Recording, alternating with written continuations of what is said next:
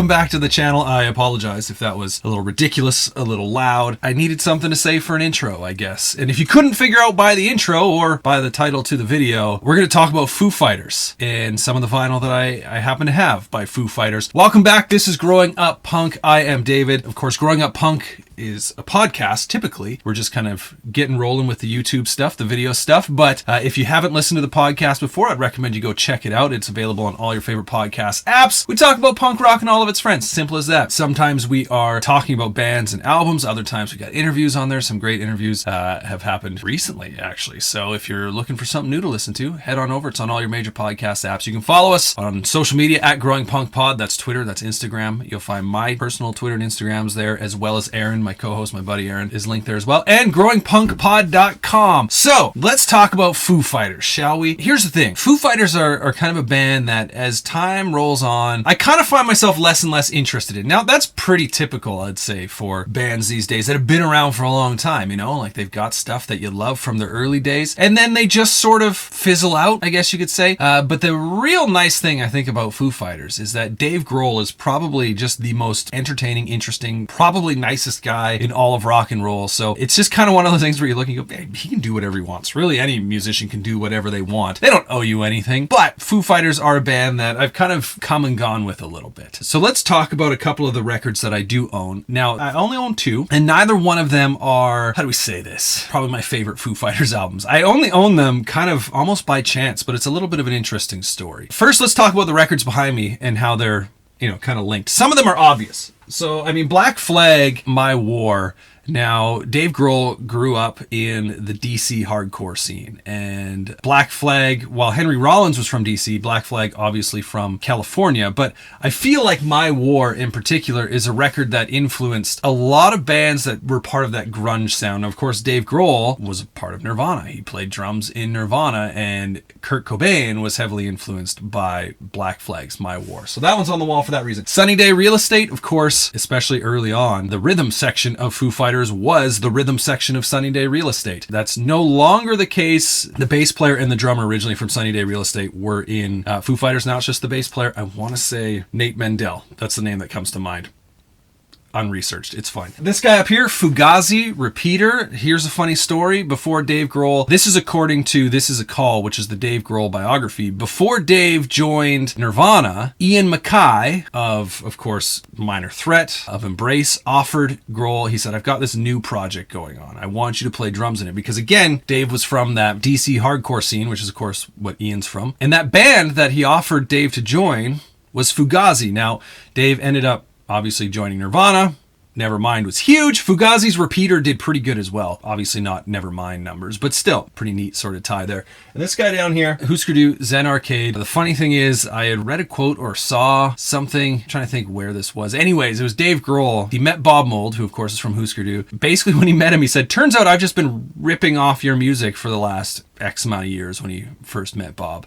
To which Bob replied, I know. And then they became friends. So that's kind of cool. So thought I'd share kind of the connection, the reason for those records. Sometimes they're just random. Sometimes they're tied in. So those ones are all tied in. So here's the thing about Foo Fighters on vinyl. I forever wanted to own, I would often say that my favorite Foo Fighters record wasn't The Color and the Shape. I like The Color and the Shape. I like the first record as well. But my favorite, I would have to say, has always been There's Nothing Left to Lose. Now, it was a record that I just kind of enjoyed the overall feel of it. Of course, that's the one with Learn to Fly on it, which is a great video. And so I had plans. For the longest time, I thought, I want to get that record. I want to own that record on vinyl. But here's the thing. Every time I went to look for it, I kind of went, it's a little pricey. It's a little pricey. So I never did buy it. So Foo Fighters kind of became a band that for a while, when I would go into record shops, if I didn't have something specific that I was going to buy, I would look for Foo Fighters.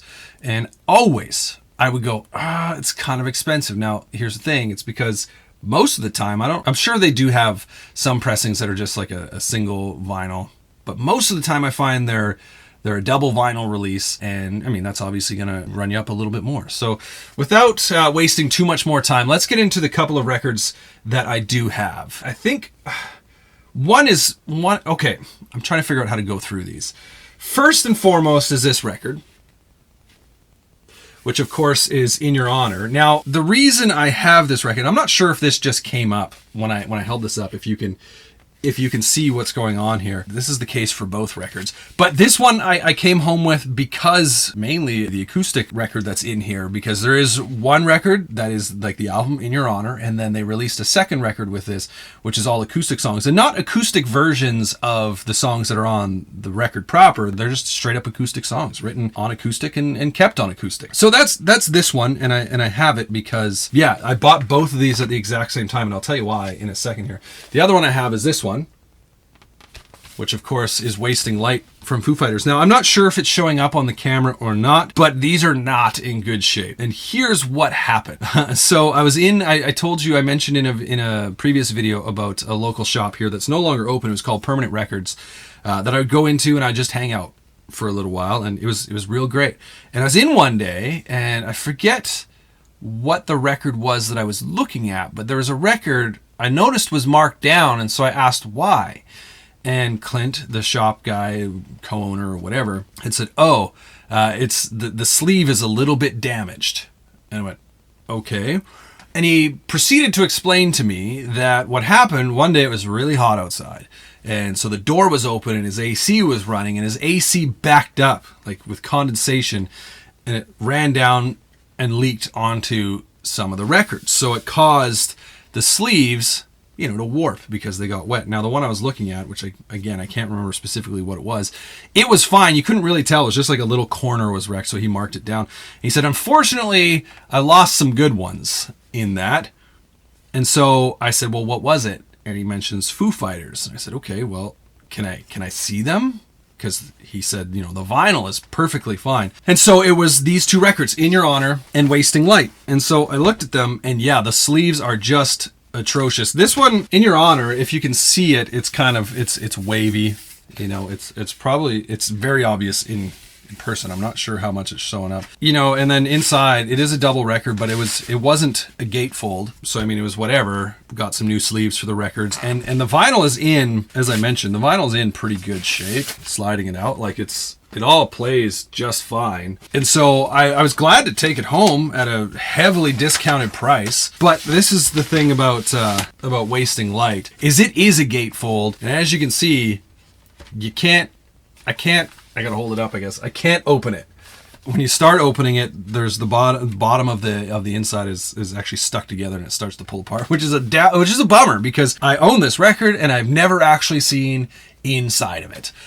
So there is that. The nice thing, again, the vinyl is in fine shape, and the thing I love about this record actually is it is a double vinyl, but it's cut at 45 RPM, so it's kind of fun when you forget that it's actually a 45 and you put it on, and all of a sudden you're going, why does Dave Grohl sound like he's so slow? Anyway, the neat thing about Wasting Light is, I mentioned earlier, This Is a Call, which is the biography of Dave Grohl. That was written as, I don't know when it came out in relation to Wasting Light, but at the end of the book, the final chapter or second last chapter or whatever, they're talking about this record and just how, for the first time in quite some time, the band was feeling. They hadn't felt as free and as cohesive going into this record. The last record that they really felt that overall vibe had been Nothing Left to Lose.